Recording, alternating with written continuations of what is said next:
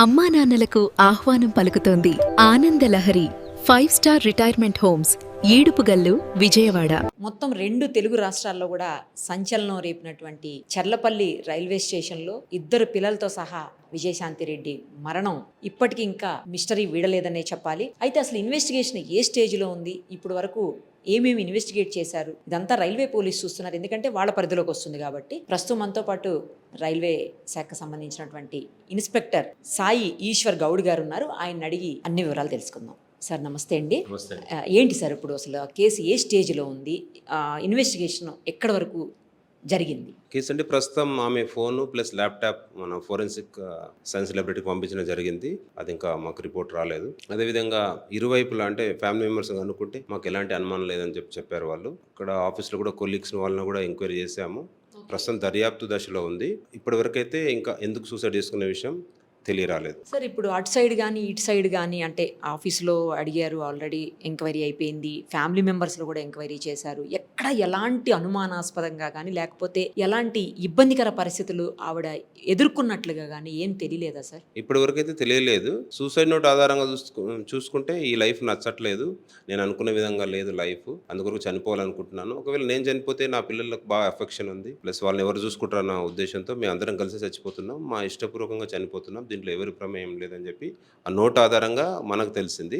ఆ రైటింగ్ వాళ్ళ బ్రదర్ కూడా ఐడెంటిఫై చేసిన రైటింగ్ అంటే మా సిస్టర్ది అని చెప్పి చెప్పడం జరిగింది. తర్వాత వాళ్ళ స్కూల్లో ఏమన్నా కాలేజీలో కానీ పిల్లల కాలేజీలో అట్లేమన్నా ఎంక్వైరీ చేశారా? అక్కడ చేసామంటే అక్కడ ఇటువంటి ఇష్యూస్ ఏం లేవు. అంటే మామూలుగా వాళ్ళ మదర్ వచ్చింది, ఇంట్లో ఒక రిలేటివ్ చనిపోయినంటే వాళ్ళ అప్ప చెప్పడం జరిగింది. అక్కడ ఏమి ఇష్యూస్ లేవు. అక్కడ వాళ్ళ గురించి కూడా బ్రీఫ్గా ఎంక్వైరీ చేసినాం. అంటే వాళ్ళు ఏమి డిఫికల్టీస్ ఏమి ఫేస్ చేయట్లేదని తెలియజేయడం జరిగింది. పోనీ వాళ్ళ ఇంటి చుట్టుపక్కల ఏమన్నా అక్కడ వాళ్ళు ఏమన్నా చెప్పడం కానీ, ఎందుకంటే రెగ్యులర్గా ఆవిడ ఇంట్లోనే వర్క్ ఫ్రమ్ హోమ్ చేస్తారట. మొత్తం 5 days కదా, 3 days work from home, 2 days office వెళ్తారని చెప్తున్నారు.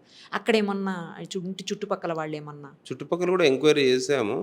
అట్లా అనుమానాస్పదంగా వాళ్ళని ఫాలో కావడం కానీ, అదేవిధంగా ఆమె పైన అనుమానం వ్యక్తపరచడం కానీ అటువంటిది అంటే వాళ్ళు కూడా దీనికి సంబంధించింది అంటే ఆమె సూసైడ్ చేసుకోవడం గల కారణాలు వాళ్ళు మ్యాక్సిమం అయితే వాళ్ళు అంటే ఫ్యామిలీ మెంబర్స్కి మ్యాక్స్ తెలియట్లేదు కాబట్టి వాళ్ళు చుట్టుపక్కల వాళ్ళు కూడా మాకు తెలియదనే చెప్తున్నారు. అంటే చేసాము, ఎంక్వైరీ చేసాము, తెలియదనే చెప్పారు. ప్రాథమిక సమాచారం ప్రకారం ఇందులో ఏమన్నా ఫైనాన్షియల్ ఇష్యూస్ అలా అని కానీ, లేదంటే ఆమె లోన్లీనెస్ ఫీల్ అయింది అనేది వాళ్ళ హస్బెండ్ నాతో ఇంటర్వ్యూలో చెప్పున్నారు. వాళ్ళ బ్రదర్ కూడా ఆల్మోస్ట్ అదే చెప్తున్నారు.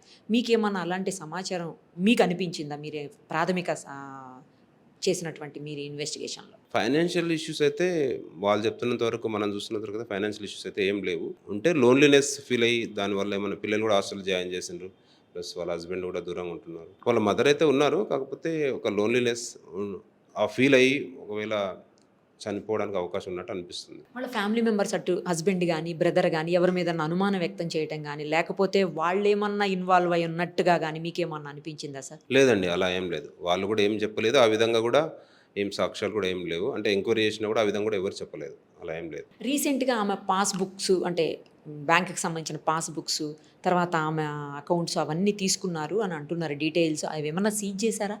అవేం సీజ్ చేయలేదు, కలెక్ట్ చేసాము, బ్యాంక్ కూడా పంపించాము. దాంట్లో ట్రాన్సాక్షన్ కూడా అనుమానాస్పదంగా సంథింగ్ అట్లా ఏం అనిపించట్లేదు. రెగ్యులర్గా ఆమె సాలరీ వస్తుంది, ప్లస్ ఈఎంఐస్ ఏమంటే అవి క్రెడిట్ అయిపోతున్నాయి తప్ప వేరే ఏం లేదండి, అనుమానాస్పదంగా ఏం లేదు. కారు కూడా ఏమన్నా అంటే పెట్టిన పరిస్థితులు కానీ లేకపోతే అక్కడ ఉన్నాయి ఏమన్నా అనుమానాస్పదంగా అనిపించింది సార్? పార్కింగ్ కానీ ఏమన్నా? లేదండి, అలా ఏం లేదు. కార్లో మాత్రం laptop, phone plus suicide note ఉన్నది. తర్వాత వాళ్ళ బ్రదర్కి అప్పచెప్పడం జరిగింది ఆ కారు కూడా. ల్యాప్టాప్ తర్వాత ఫోను ఎఫ్ఎస్ఎల్కి పంపించారు కదా, దాని రిపోర్ట్స్ ఏం రాలేదా సార్? ఇంకా రాలేదండి, ఇంకా రాలేదు. పంపించాం కానీ ఇంకా రాలేదు. పోస్ట్ మార్టం రిపోర్ట్ అంటే దాదాపు రెడీగా ఉంది. పోస్ట్ మార్టం రిపోర్ట్స్ ఎట్లుంటాయంటే ఇది క్లియర్ కట్గా మనకు లోకో పైలట్ చెప్పారు, ఏది హార్న్ కొట్టినా కూడా జరగట్లేదు అని చెప్పి. ఇది క్లియర్ కట్ సూసైడే. పోస్ట్ మార్టం రిపోర్ట్ కూడా మ్యాక్స్ మల్టిపుల్ ఇంజరీస్ అనే వచ్చే అవకాశం ఉంది. ఎక్కువ శాతం ట్రైన్ యాక్సిడెంట్లో అలాగే వస్తుంటుంది. ఇదైతే క్లియర్ కట్ సూసైడ్ మనకు లోకో పైలట్ ఇన్ఫార్మ్ చేయడం జరిగింది. సార్ ఇప్పుడు లోకో పైలట్ అంత దూరాన చూసినప్పుడు సడన్గా ఆపటం అనేది కొన్నిసార్లు మనం చూస్తుంటాం, అలా సాధ్యం కాదా అన్నిసార్లు? అంటే ట్రైన్ స్పీడ్ ఉన్నప్పుడు సాధ్యం కాదు, అప్పుడప్పుడే ఒకవేళ మూవ్ అవుతుంది అనుకున్నప్పుడు సాధ్యపడవచ్చు, కానీ అది స్పీడ్ ఉంటుంది కదా, ఉన్నప్పుడు సాధ్యం కాదు. కానీ ఆవిడ వెళుతున్నది, తర్వాత పిల్లలు ట్రాక్ మీద నడిచేటప్పుడు అంతా కూడా ఎక్కడ ఎవరు చూస్తున్నట్టుగా అంటే మనుషులే లేరు అసలు ఆ టైంలో. జనరల్గా ప్లాట్ఫామ్స్ మీద పోలీసులు లేకపోతే ఎవరో ఒకళ్ళు జస్ట్ మనుషులున్న ఒక్కళ్ళు ఇద్దరన్నా తిరుగుతుంటారు, అసలు ఎవరు కనిపించట్లేదు, ఎందుకని ఆ రోజు? ప్లాట్ఫామ్ మీద ఇప్పుడు చెర్లపల్లి కానీ సికింద్రాబాద్ రైల్వే స్టేషన్ ఎట్లుంటుంది అంటే ప్లాట్ఫామ్ మీద ఎప్పుడు జనాలు రద్దీగా తిరుగుతూనే ఉంటారు. కాకపోతే మామూలుగా ప్యాసింజర్స్ చెప్పి అనుకుంటారు, కొంతమంది మార్నింగ్ ట్రైన్ కూడా వచ్చి నైటే వెయిట్ చేస్తుంటారు. మార్నింగ్ ఉన్న ట్రైన్ కూడా కొంతమంది ఈ నార్త్ స్టేట్స్ వాళ్ళు, బీహార్, యూపీ వాళ్ళు అయితే రేపు ఉన్న ట్రైన్ కూడా ఈరోజు ఈవినింగే వచ్చి వెయిట్ చేస్తుంటారు. అందుకొరకు మ్యాక్సిమం ప్రశ్నించే అవకాశం లేదు.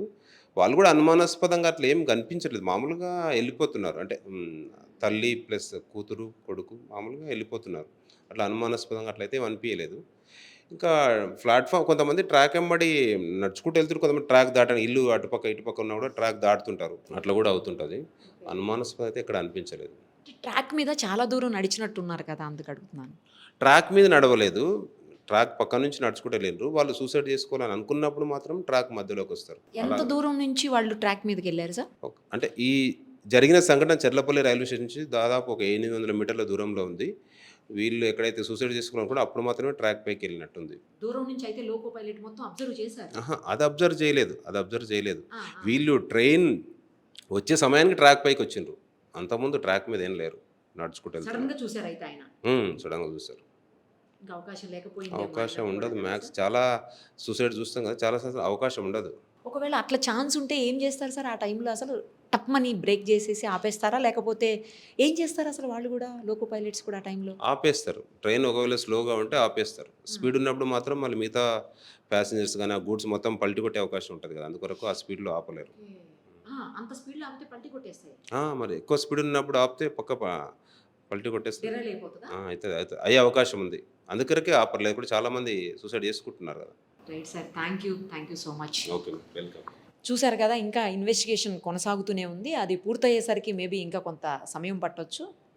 అలాగే ఎఫ్ఎస్ఎల్ రిపోర్ట్స్, ఇంకా పోస్ట్ మార్టం రిపోర్ట్స్ కూడా రావాల్సినటువంటి పరిస్థితి ఉంది. అవి వచ్చిన తర్వాత ఏమన్నా కొంతవరకు, అంటే అఫ్కోర్స్ మనకి పోస్ట్ మార్టం రిపోర్ట్లు ఏం తెలియకపోవచ్చు కానీ, బట్ ల్యాప్టాప్, ఫోను ఎఫ్ఎస్ఎల్కి వెళ్ళాయి కాబట్టి అక్కడేమన్నా తెలిసే అవకాశం ఉందేమో, వేచి చూడాలి.